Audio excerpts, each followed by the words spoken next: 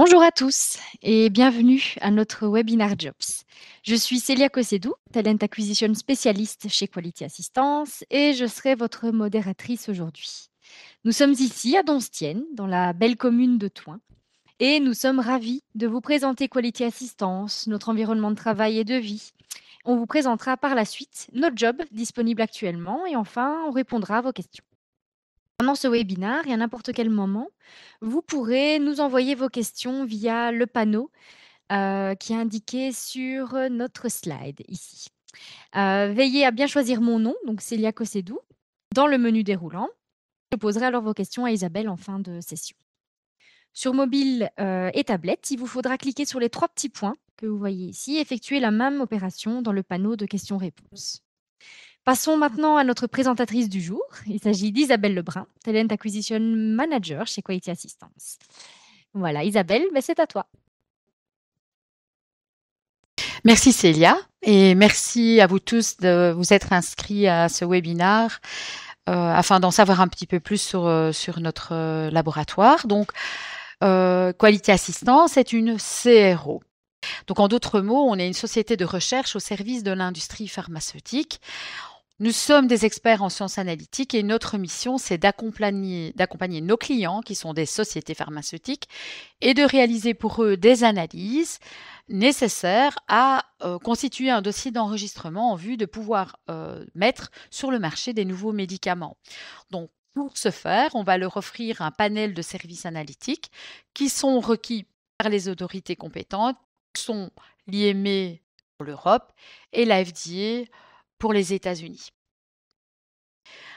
Alors, revenons un petit peu en arrière pour voir quand et comment cette société a été créée. Et donc, c'est en 1982 que M. Philippe Drault, qui est notre actuel président exécutif du comité d'administration, et son ami Philippe Derave ont décidé de créer Pharmanal dans une cave à l'Aude-Linsart, donc dans la région de Charleroi en Belgique. En 1985, la société va déménager au 7e étage de la Polyclinique Neutre à Charleroi. Et il faudra attendre 1992 pour que l'on vienne s'installer sur le site de Donstienne, au sud de Charleroi, où nous nous trouvons aujourd'hui. La proximité de notre site de la frontière française nous permet d'attirer des talents français. Donc, d'ailleurs, nous comptons aujourd'hui près de 20% de nos collègues de nationalité française qui sont soit frontaliers ou qui ont décidé de faire le pas et de s'installer dans notre belle région. Alors, une fois installés à Donstienne, eh bien, nous avons connu 2 phases importantes d'investissement pour atteindre aujourd'hui les 6 000 mètres carrés. Nous investissons donc au travers de notre projet Mythos, nous allons investir donc aujourd'hui 20 millions d'euros pour doubler notre surface opérationnelle et passer donc de 6 000 mètres carrés à 12 000 mètres carrés d'ici la fin 2024. Donc vous voyez ici le nouveau bâtiment qui correspond au bâtiment qui est situé à gauche. Alors, la moitié de ces nouveaux espaces sera réservée à des nouvelles zones de laboratoire et l'autre moitié sera dédiée à la formation et au développement des compétences métiers et relationnelles ainsi qu'au bien-être de nos collaborateurs. N'hésitez pas d'ailleurs à consulter notre page internet dédiée à ce projet d'expansion. La moitié de ces nouveaux espaces, donc on disait, donc on a ces zones de laboratoire qui va être créée, mais la moitié de ces nouveaux espaces sera aussi dédicacée à la formation, comme je l'ai dit. On a l'ambition de créer notre propre Pharma Academy afin de pouvoir assurer la formation continue de nos collaborateurs, mais aussi de former nos futurs collaborateurs. L'autre partie va être dédicacée donc au bien-être de nos équipes. Donc, il faut savoir que c'est au cœur de nos préoccupations. Et vous pouvez voir que nous allons notamment construire un centre sportif indoor et outdoor, que nous allons aménager 1 hectare de parc autour de ce nouveau bâtiment et que nous allons construire un auditoire multifonctionnel pour que l'on puisse se détendre, se réunir et suivre des conférences. Alors revenons un petit peu au cœur de notre métier et donc ce qui est important de savoir, c'est que matière de développement pharmaceutique et pour pouvoir commercialiser un médicament, eh bien, nos clients vont devoir prouver aux autorités que leur médicament est actif contre la maladie ciblée. Et donc, on va parler de prouver l'efficacité du produit. Il faudra aussi prouver que ce produit n'est pas dangereux pour le patient. Et donc, à ce moment-là, on parlera plutôt d'innocuité et de sécurité. Et puis, il va falloir aussi garantir que le produit est de qualité. Toutes ces informations, donc toutes ces analyses que nous allons effectuer pour nos clients seront ensuite compilées dans un dossier d'enregistrement qui sera soumis aux autorités pour évaluation. Donc, seront soit soumis aux autorités en Europe, donc à l'IME, ou aux États-Unis, à la FDA. Et toutes ces études qui seront réalisées, donc tous ces tests sur les produits sont concluantes, eh bien, la société se verra recevoir une autorisation de mise sur le marché et pourra alors vendre son médicament, soit sur le marché européen ou sur le marché américain. Tous ces projets, toutes ces molécules sur lesquelles on va travailler visent à traiter ou à prévenir de nombreuses maladies. Voilà, des maladies, des virus ou différents types de cancers. Et donc, vous voyez ici un éventail de ces types de maladies. Donc, la liste est très longue. Nous allons travailler pour des clients différents, mais nous allons travailler pour une variété de projets différents et on va être amené à réaliser des analyses à la fois sur des produits biothérapeutiques, c'est-à-dire des produits produits extraits à partir du vivant. On va travailler sur des entités chimiques qui sont des principes actifs issus de la chimie de synthèse, sur des ARN messagers, sur les vecteurs viraux, des vaccins, des produits issus de la thérapie cellulaire, et aussi des nanomédicaments. Parler un petit peu de nos clients, il faut savoir qu'on travaille aussi bien pour des sociétés du top 50 comme pour des plus petites biotech. Vous remarquerez que nous travaillons principalement à l'export, puisque la Belgique ne représente que 23% de notre chiffre d'affaires. La plupart des analyses que nous allons effectuées sont pour des produits qui sont toujours en phase de développement clinique et donc on est sur des études cliniques de phase 1, phase 2, voire des études cliniques de phase 3. Et il nous arrive aussi parfois de travailler sur des produits qui sont déjà commercialisés. Dans les différents types d'analyses que nous allons fournir et de services que nous allons fournir à nos clients, eh bien, on va avoir une proportion de temps de travail où on va travailler sur des projets liés à de l'application de méthodes, donc l'application d'un protocole qui aura été transféré ou qu'on aura développé pour nos clients. On va pouvoir aussi proposer à nos clients de développer leurs méthodes et nous allons également gérer des études de stabilité. Derrière tous ces projets, derrière toutes ces réalisations, eh bien, on peut compter sur une équipe de 247 collaborateurs qui sont hautement qualifiés et motivés et fiers de contribuer à la santé publique. Vous voyez ici une courbe assez impressionnante qui montre notre progression en nombre de collaborateurs au fil des années. On comptabilise une progression de 51% sur les 5 dernières années. D'ailleurs, je pense que je ne l'ai pas cité tout à l'heure, mais avec ce projet Mitose, nous allons augmenter aussi le nombre d'effectifs et pour passer d'ici, donc là, on va commencer à recruter d'ici 2025 quand le bâtiment sera construit, mais on compte atteindre un chiffre de 350 collaborateurs dans les 3 années qui suivront la mise en production de ce nouveau bâtiment. Alors, voici une vue d'ensemble de notre organigramme pour que je puisse vous expliquer un petit peu comment on est structuré. Donc, il faut savoir qu'on est une entreprise qui est restée une entreprise privée et familiale. Et Monsieur Drault a, depuis le 1er janvier de cette année, passé le flambeau à sa fille, Nathalie Drault, qui était l'ex-CEO de l'entreprise et qui est maintenant la CEO. Alors, nous avons ce premier département qui s'appelle donc le People and Sustainability. C'est un département d'ailleurs pour lequel nous sommes en train de recruter un directeur qui aura la responsabilité de gérer l'ensemble à la fois du département recrutement, de l'équipe formation et de l'équipe communication qui gère notre communication interne et externe.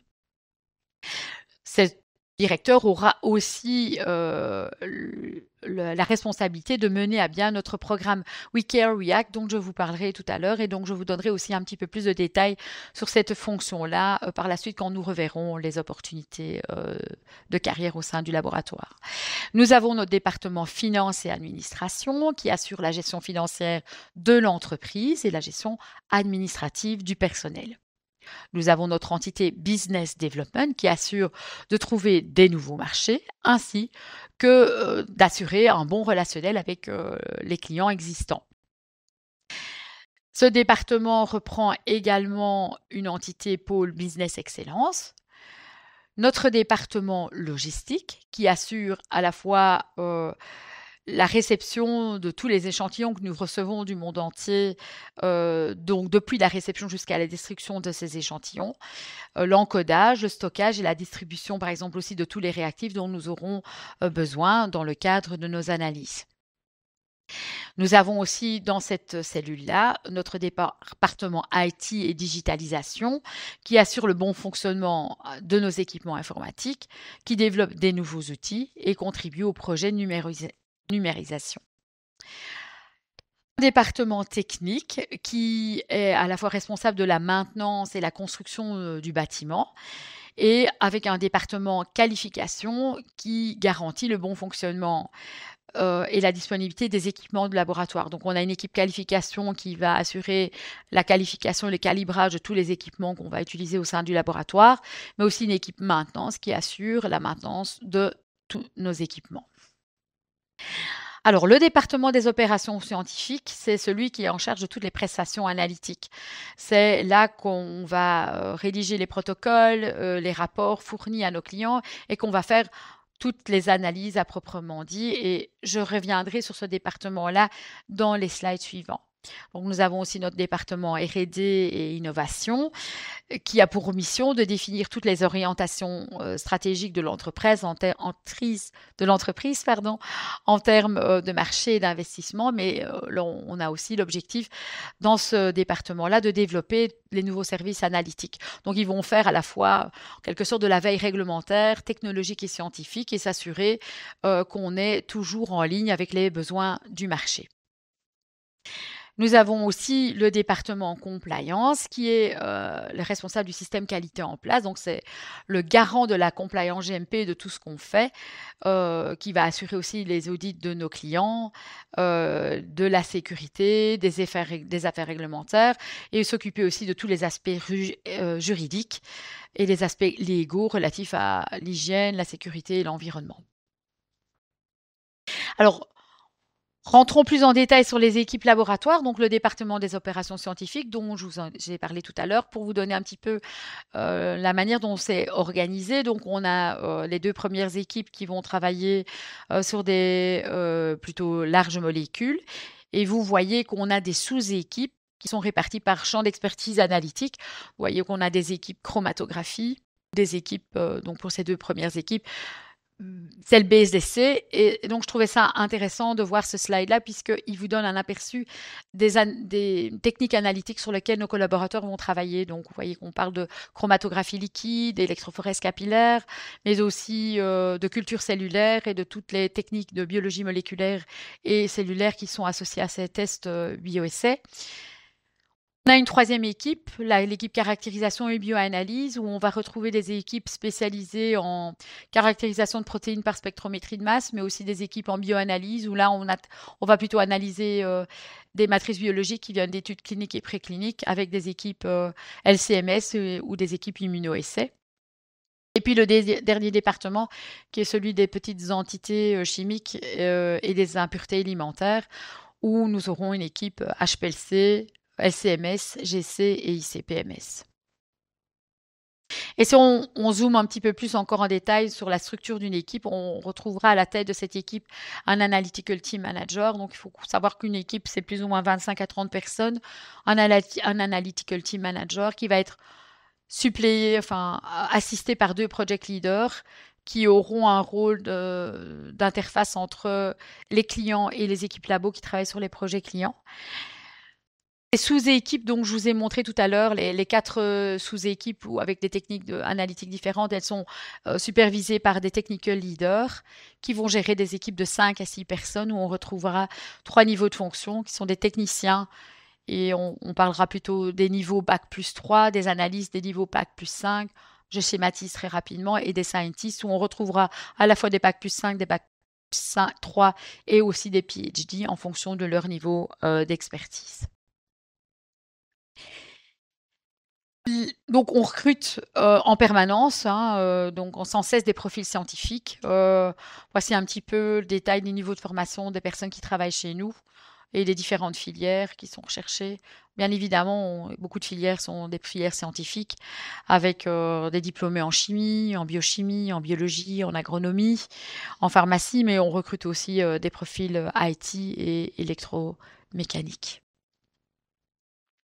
Alors, quelles sont les raisons pour lesquelles vous devez nous rejoindre? C'est tout d'abord peut-être votre souhait de travailler dans un cadre très agréable.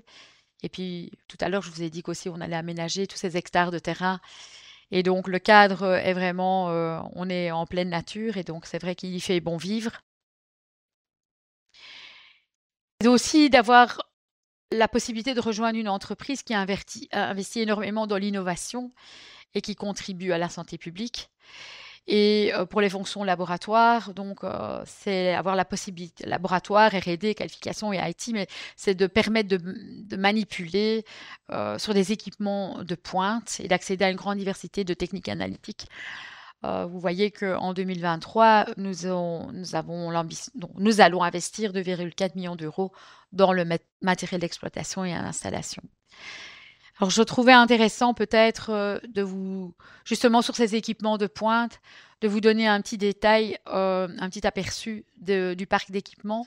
Donc, nous avons au sein du laboratoire 69 systèmes HPLC, UPLC. Nous avons 5 systèmes GC, 12 systèmes d'électrophorèse capillaire. Puis, vous voyez sur les slides qu'il y a du détail sur les équipements. Nous avons 8 spectromètres de masse avec des systèmes triple quadrupole, des systèmes à haute résolution, 6 systèmes ICP. Nous avons 16 postes de travail pour de la culture cellulaire, 12 compteurs de cellules, 10 microscopes, 16 incubateurs. Donc tout ça pour vous dire que ces équipements, ce sont des équipements de pointe et qui sont régulièrement renouvelés s'ils doivent être, s'ils sont upgradés. Ce qui est important aussi, c'est que en rejoignant Quality Assistance, vous allez rejoindre une entreprise qui est soucieuse d'accompagner ses collaborateurs. Donc, on va proposer un programme de formation complet et adapté à la fonction qu'on va occuper. Donc, dès qu'on décide de recruter une personne, l'équipe formation se met en contact avec l'équipe qui va recruter, qui a recruté, et ils vont mettre en place le programme de formation adapté au rôle qu'on va occuper. Donc, on a donc ce programme d'intégration. Donc, on n'est pas laissé seul. Pendant 2-3 mois, on est formé à tous les outils, à tout ce dont on va avoir besoin pour pouvoir bien performer. On va être aussi enrôlé dans un système d'évaluation annuel où chaque année, on va évaluer la manière dont on a travaillé et récompenser les personnes qui travaillent bien. Et puis, on a aussi ce système de plan de développement personnel qui est en place où vous pouvez avoir une réflexion à la fois lors des objectifs de l'évaluation annuelle sur vos objectifs par rapport à la fonction que vous occupez, mais vous pouvez aussi mettre en place un plan de développement personnel qui n'est pas nécessairement toujours en lien avec la fonction que vous occupez, mais avec vos ambitions personnelles.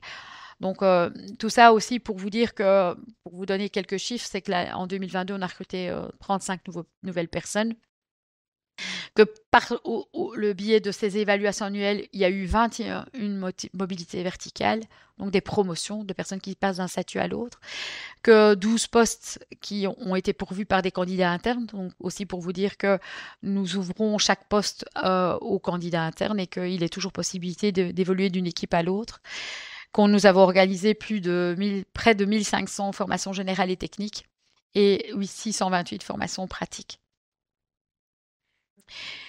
Alors, rejoindre Quality Assistance, c'est aussi rejoindre une entreprise qui est soucieuse d'avoir un impact positif. Et donc, au travers du projet We Care, We Act, vous savez, tout à l'heure, je vous en ai parlé, qui sera aussi la responsabilité de notre directeur que nous recherchons, nous investissons sur 4 axes. Le premier, c'est la santé publique. Donc, je ne vais pas vous donner trop de détails puisque je vais revenir sur ces axes-là dans les slides qui suivent. Nous souhaitons aussi avoir un impact positif sur l'axe responsible care, l'axe happiness et l'axe community. Alors, le premier axe concerne bien évidemment la santé publique. Donc, en tant que CRO analytique de référence, nous sommes un acteur de la santé publique et nous contribuons à accélérer l'accès à la communauté aux nouveaux médicaments. Et donc, un des objectifs majeurs que nous nous sommes fixés, c'est de contribuer à l'information et à la compréhension du grand public sur des thématiques qui nous sont propres, qui sont donc liées à la santé, aux médicaments, au secteur pharmaceutique et aux sciences analytiques. Tout ceci se fait via, entre autres, l'organisation de congrès scientifiques, de conférences auxquelles nous participons en tant qu'experts ou que nous organisons pour notre personnel et au grand public, et destiné aussi au grand public. Nous allons d'ailleurs organiser le 21 septembre notre congrès biannuel qui sera consacré cette année aux maladies auto-immunes et qui réunira un panel d'experts de premier plan. L'axe Responsible Care concerne nos investissements éco-responsables et la réduction de notre impact environnemental, que ce soit en investissant dans notre bâtiment pour augmenter l'efficience énergétique, en installant des panneaux photovoltaïques ou en limitant le gaspillage et les déchets. Nous avons aussi également investi dans un parc automobile beaucoup plus vert. Où, bien évidemment, il faut savoir que aussi ce nouveau bâtiment et cette nouvelle extension Mythos aura une faible empreinte écologique. Nous investissons donc de manière éco-responsable et notre volonté est de devenir autonome d'un point de vue énergétique d'ici 2030. L'axe happiness, c'est parce que le bien-être et le développement professionnel de nos collaborateurs, c'est important, ça compte pour nous. Et donc, on va tout faire pour créer des occasions, mieux se connaître, passer du temps ensemble. Et donc, vous retrouvez ici quelques photos des activités que nous organisons pour nos équipes. Des activités sportives, récréatives, des after-work, des team building, des barbecues, des fêtes de fin d'année, mais aussi des événements familiaux pour la Saint-Nicolas et la chasse aux œufs. On veut vous chouchouter chez Quality Assistance et donc chacun peut proposer des idées pour améliorer la vie à Quality Assistance. C'est ainsi que nous implémentons des dizaines de nouvelles idées qui s'ajoutent aux autres. Je pourrais vous montrer plus d'une quarantaine de slides à ce sujet, mais voilà, je vais vous en présenter quelques-uns. Donc, des cours sportifs gratuits, 4 jours par semaine. Séverine, notre coach sportive et kiné, qui va nous remettre en forme avec des cours d'entraînement fonctionnels, des cours d'entraînement fonctionnel, des cours de pilates, de stretching et de réveil musculaire. En tout, c'est 8 séances par semaine qui sont organisées sur place et seront organisées dans notre centre de sport indoor et outdoor dans le futur. C'est donner aussi la possibilité à nos collaborateurs de suivre des cours d'anglais en ligne ou en présentiel. Il faut savoir qu'aujourd'hui, nous évoluons dans un environnement francophone. Mais nous avons l'ambition, nous nous sommes fixés d'ailleurs un objectif d'accueillir chaleureusement en 2024 notre premier collègue unilingue anglophone. On essaie aussi de faciliter, excusez-moi, j'ai un petit peu de mal avec le terme, avec la vie de nos collaborateurs en leur offrant plein de services, des livraisons de pain, de colis de viande bio, les fruits et légumes, des produits laitiers, un peu un collect and go chez Quality Assistance, des petits plats à emporter ou à manger sur place, un service de repassage via des titres-services avec un enlèvement sur notre site. On organise une foule d'activités sportives pour lesquelles on se motive entre nous, des courses, enfin, on participe à des courses, des trails, des parcours VTT. On a aussi mis à la disposition de nos collaborateurs une application santé qui s'appelle ForMyFit et qui est conçue par des professionnels de la santé et des coachs sportifs et qui permet d'évaluer son niveau via un test à l'effort. Et puis, ça nous permet aussi, via cette application, de nous lancer des défis mensuels pour booster nos collaborateurs à faire de plus en plus de sport. Pour ceux qui vont venir s'installer en Belgique et dans notre région, on a aussi mis à disposition des informations utiles à la fois nationales et régionales au travers d'un guide qui a été mis en place, qui reprend à la fois des bons plans négociés, les bonnes adresses dans tous les domaines pour faire ses courses et soigner ou faire nos achats aussi chez des commerçants locaux, avec aussi toutes des astuces et des informations utiles sur ce qu'on doit faire si on vient s'installer ici en Belgique. Et d'ailleurs, si vous voulez consulter notre chaîne YouTube, vous verrez qu'il y a une playlist qui reprend des vidéos et qui présente un peu les communes environnantes, donc pour tout ça pour les personnes qui voudraient venir s'installer en Belgique. Le dernier axe, c'est celui du soutien à la communauté, donc avec une collecte permanente pour le télévis afin de soutenir la recherche contre le cancer chez l'adulte et l'enfant, avec des collectes de dons de sang organisés sur notre site, des dons d'équipements aux universités. Mais aussi, on essaie de choisir, de travailler et de soutenir des entreprises de la région, des événements ou des clubs sportifs. Donc tout ceci n'est bien évidemment qu'un aperçu de tout ce qu'on peut, un aperçu de Quality Assistance et nous espérons que ceci vous a donné envie de rejoindre notre belle entreprise. Si vous le souhaitez, donc vous pouvez consulter toutes nos offres qui sont visibles sur notre page carrière. Vous pourrez explorer toutes ces opportunités, accéder à nos vidéos, à nos témoignages, donc les témoignages de nos collègues, postuler en ligne et retrouver nos différents liens vers les réseaux sociaux. Je propose qu'on parle un petit peu de nos opportunités de carrière et donc le département où on recrute quand même le plus, c'est quand même le département des opérations scientifiques. Donc vous voyez les 3 cellules dans lesquelles nous recrutons aujourd'hui. Nous recrutons des analystes, un analyste, un technicien de laboratoire et un analyste cell-based essay. Donc, on a 2 des postes qui sont plutôt orientés sur la recherche de personnes qui ont une expertise en HPLC, donc en chromatographie liquide. Donc, pour ces 2 postes, nous cherchons des personnes qui ont déjà une expérience quand même au moins minimum de 6 mois de stage et idéalement dans l'industrie pharmaceutique. Pour l'analyste en cell-based essay, nous recrutons essentiellement donc une personne qui a déjà une première expérience industrielle. Donc, il faut avoir une expertise en culture cellulaire et une expertise aussi sur des tests ELISA et ou sur des SDS-PAGE. Dans l'équipe caractérisation et bioanalyse, nous recherchons un scientist immunoessai. Donc, nous recherchons quand même un scientist expérimenté avec une expérience similaire dans un environnement réglementé, donc dans un environnement industriel.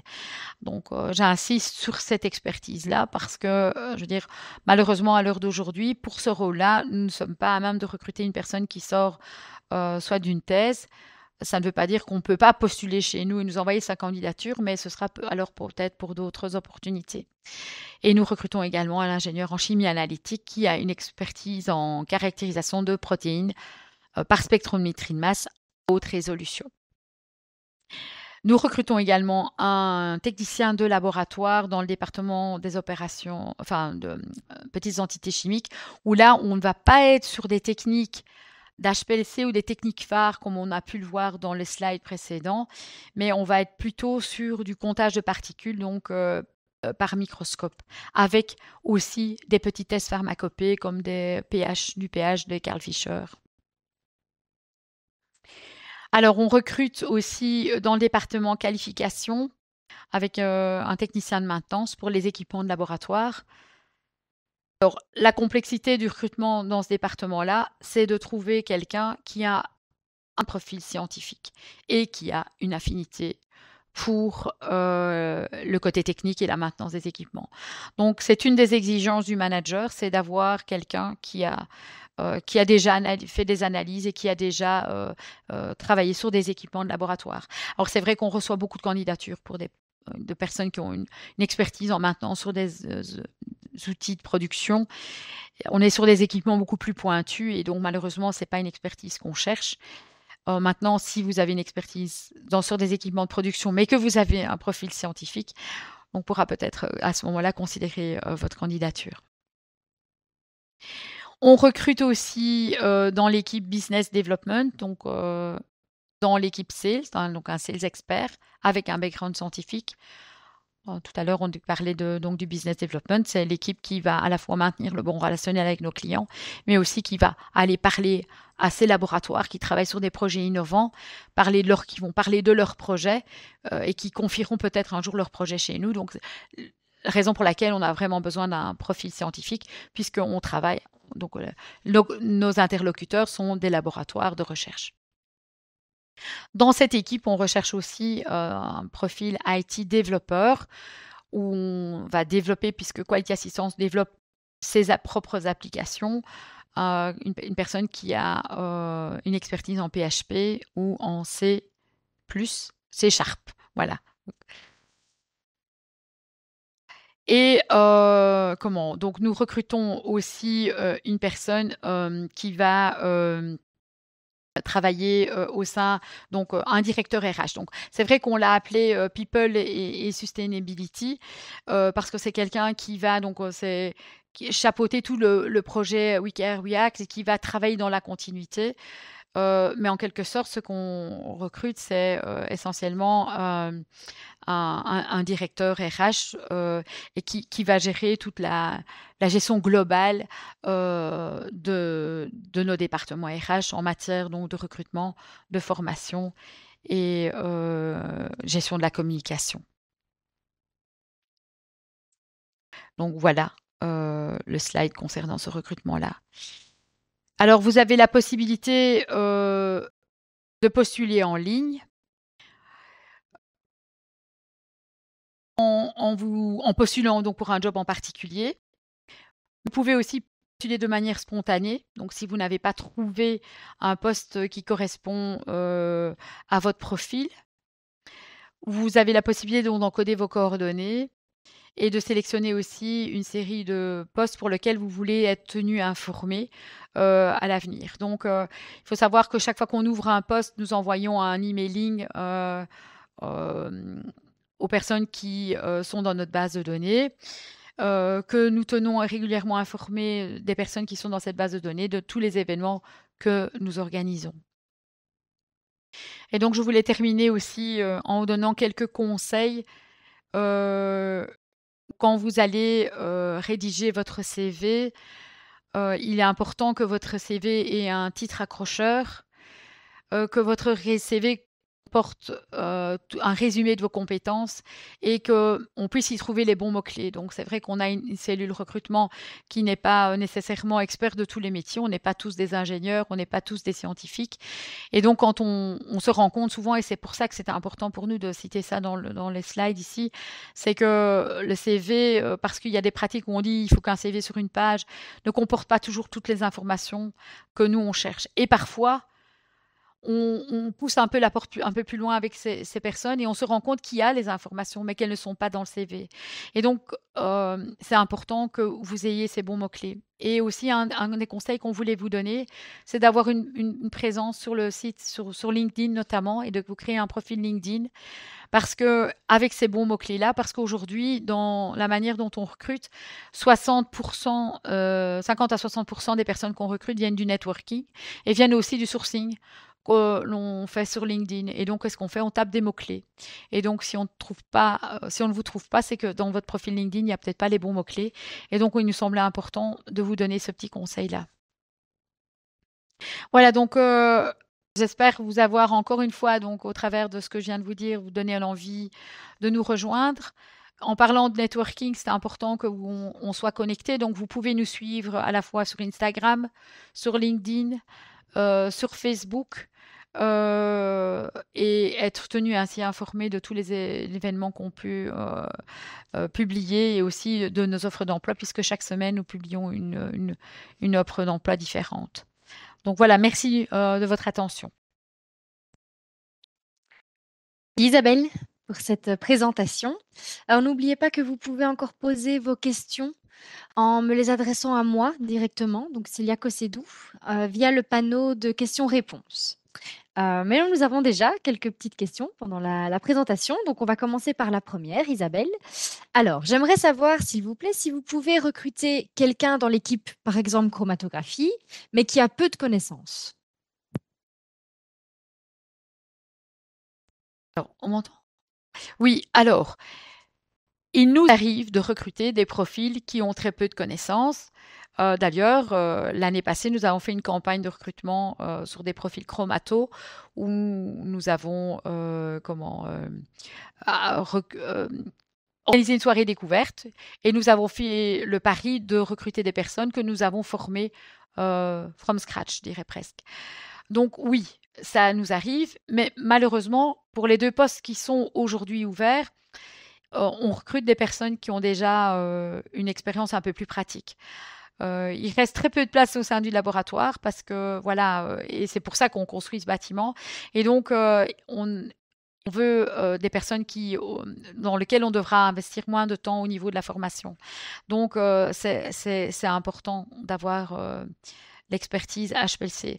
Mais ça ne doit pas vous empêcher de ne pas envoyer votre candidature, puisque à la fois, il faut savoir qu'on fait du recrutement actif. Donc, on fait des entretiens pour des postes qui sont ouverts, mais on a aussi du recrutement prospectif on veut aussi avoir un bon vivier de candidats qu'on peut recontacter si demain on a des nouvelles opportunités. Les urgences d'aujourd'hui ne sont jamais celles de demain. Et donc, voilà, on peut demain gagner un gros projet, avoir besoin de 10 profils HPLC. Et qu'est-ce qu'on va nous demander? Qu'est-ce que tu as dans le pipeline, Isa? Qu'est-ce que tu as dans le pipeline, Célia? Et donc là, c'est important qu'on vous ait dans notre pipeline, en tout cas. Je rebondis moi-même sur cette question-là pour qu'on explique peut-être les possibilités si on veut apprendre l'HPLC au niveau des centres de formation qu'on connaît. Oui. Donc c'est vrai qu'aujourd'hui, on travaille beaucoup avec des centres de formation. Donc je ne sais pas si vous connaissez le centre Aptaskill. Donc ils ont une offre de formation en chromatographie qui est assez intéressante. D'ailleurs, nous avons déjà recruté des personnes qui étaient passées par ce centre de formation-là. Des personnes qui étaient sorties d'un master et qui avaient besoin de raviver un petit peu leur formation ou du moins suivre une formation qui est adaptée à l'industrie. Parce que la volonté d'Aptaskill, c'est de mettre en place des formations qui viennent répondre aux attentes des entreprises. Et donc, je vous invite à vous renseigner chez Aptaskill sur leur offre de formation. Si vous n'avez par exemple pas encore d'expérience en GMP, mais que vous voulez savoir un petit peu c'est quoi les GMP, ils ont aussi un mode de formation en GMP. Si vous ne savez pas ce que c'est que la qualification des équipements, ils ont des formations en qualification des équipements. Ils ont aussi des formations dans le domaine de la qualité. Et je pense que c'est un atout supplémentaire, même si aujourd'hui, par exemple, chez Quality Assistance, on recrute des personnes qui ont de l'expérience en chromatographie. Si demain vous venez en nous disant, mais j'ai suivi la formation GMP parce que je voulais me renseigner et je sais ce que c'est, j'ai suivi la formation HPLC parce que c'est vers ça que je veux aller, c'est quand même une source de motivation et c'est aussi nous prouver que vous avez déjà un plan de carrière, ou du moins vous avez une idée de ce que vous avez envie de faire. Et ça peut quand même aussi faire la différence, parce qu'on a des belles surprises avec des gens qui n'en avaient jamais fait et qui finalement sont des gens qui performent très bien au niveau du laboratoire. Donc, je vous encourage vivement à suivre ces formations-là. Il y a des modules de formation qui sont pour des profils peut-être non scientifiques, des CESS, des formations plus longues. Et puis, il y a des modules de formation d'un mois qui sont destinés à des personnes qui sortent d'un bachelier, thèse ou master, qui sont des formations plus courtes puisqu'ils ont déjà un background scientifique à la base. Mais c'est vraiment un très bon centre de formation. Il y a l'Aptaskill, mais il y a aussi le centre de formation au Bioparc qui va donner des formations plutôt orientées biologie moléculaire et cellulaire et culture cellulaire, entre autres. Plutôt orienté côté laboratoire, puisque Aptaskill donne une formation en culture cellulaire, mais c'est plutôt destiné à un environnement de production à plus large échelle au niveau de la culture cellulaire. Mais donc, pour le centre de formation Bioparc, voilà, je peux vous donner des success stories. Recruter une personne qui a fait un bachelier en chimie, qui veut s'orienter vers la biologie, qui a suivi cette formation. On a fait une présentation à cette formation et elle a postulé et elle a été recrutée. Donc, voilà, des exemples comme ça, je peux vous en donner plein. Merci Isabelle pour la précision. Une autre question concernant le recrutement.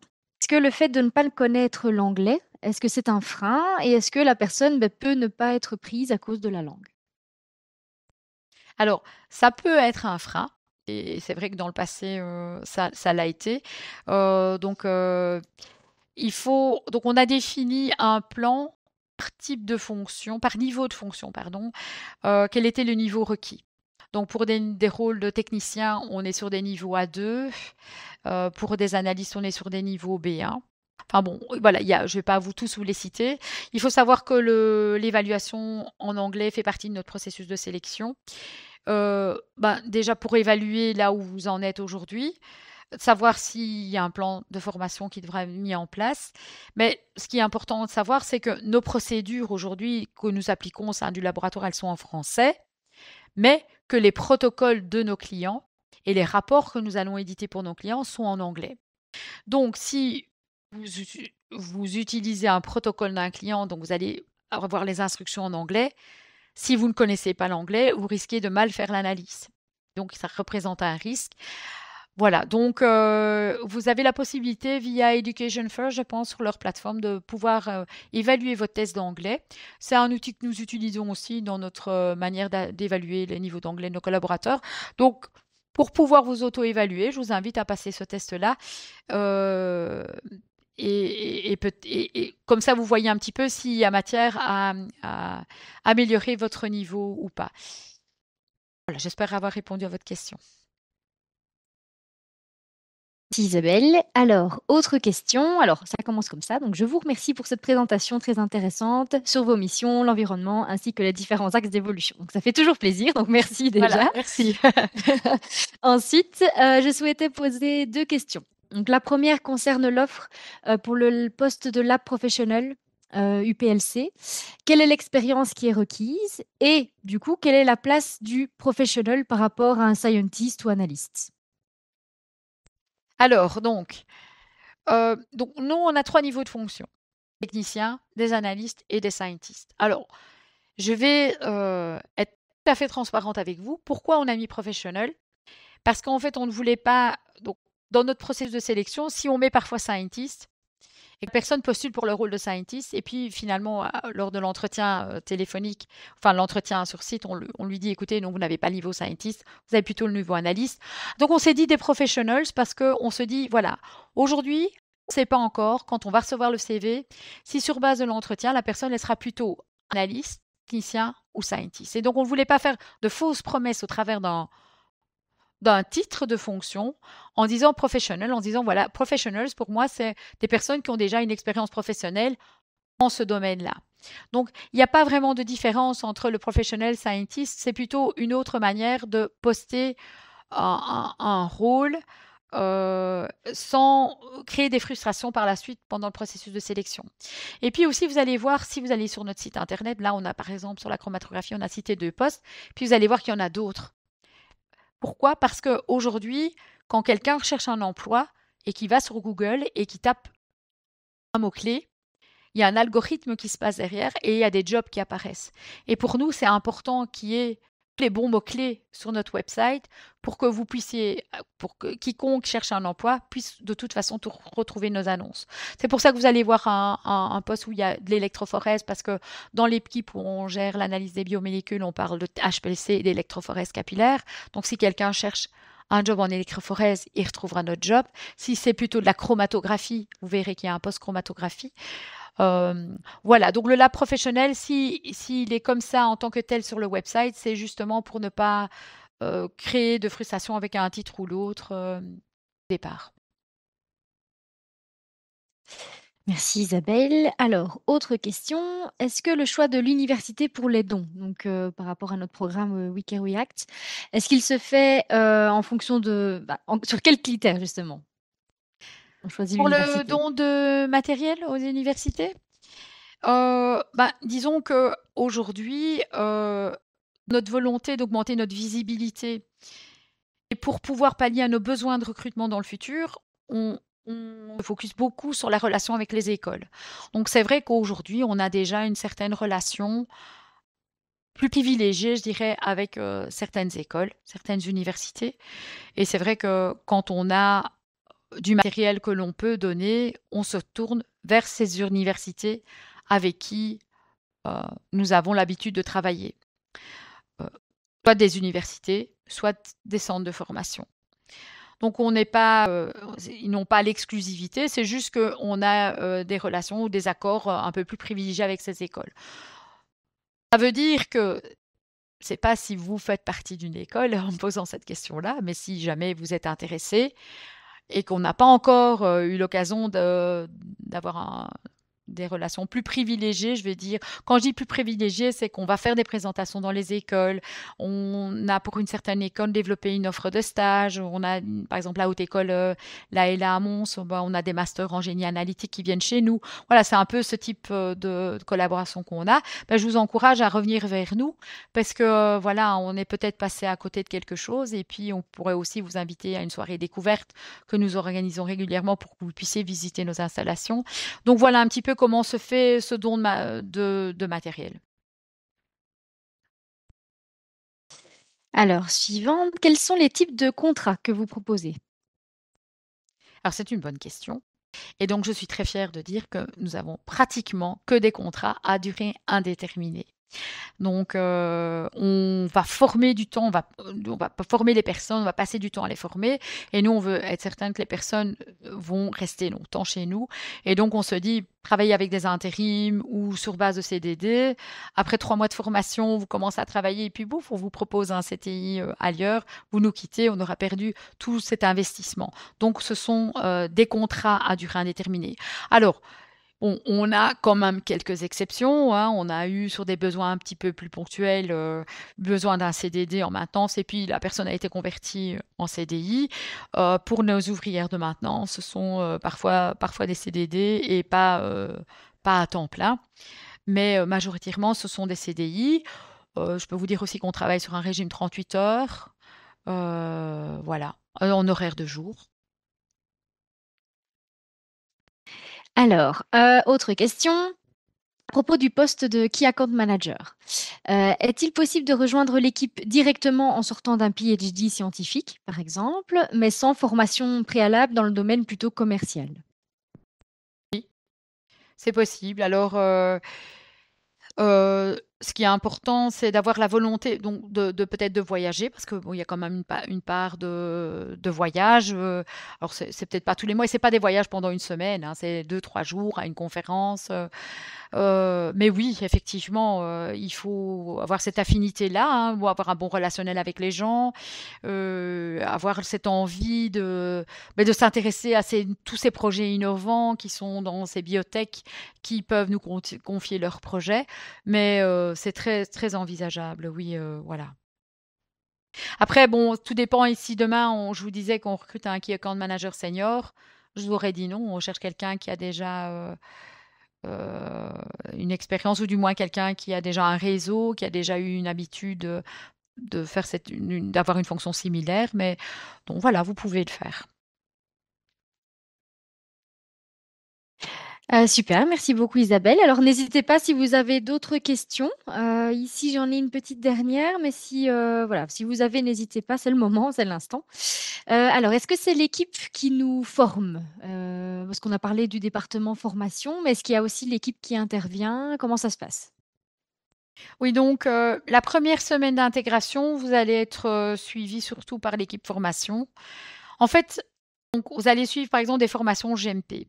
C'est vrai que j'en ai peut-être pas parlé dans la présentation, mais nous on travaille dans un cadre réglementaire qui est celui des bonnes pratiques de fabrication, donc les GMP. Donc il faut savoir qu'aujourd'hui, selon les requis réglementaires, pour pouvoir prester, faire une analyse pour un client, on doit documenter, selon les GMP, que vous êtes formé pour pouvoir faire telle et telle analyse.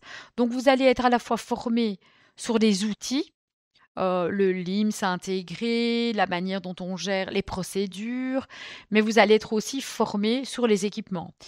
Même si vous avez déjà fait beaucoup d'HPLC, par exemple, je prends toujours le cas de l'HPLC, vous allez devoir revalider vos runs de formation pour qu'on puisse documenter dans votre training record que vous étiez bien formé et apte à pouvoir faire une analyse pour notre client, puisque notre client, il va vérifier que toutes les personnes qui travaillent pour lui sont bien aptes à pouvoir le faire. Mais vous allez être aussi formé, on a des formateurs au sein du laboratoire qui donnent ces formations plus techniques. Et si jamais il y avait besoin de suivre une formation où on n'a pas des formateurs en interne, on passe aussi par des fournisseurs externes pour ces formations. On pourrait très bien aussi imaginer sous-traiter une de nos formations chez Aptaskill, dont je vous ai parlé tout à l'heure.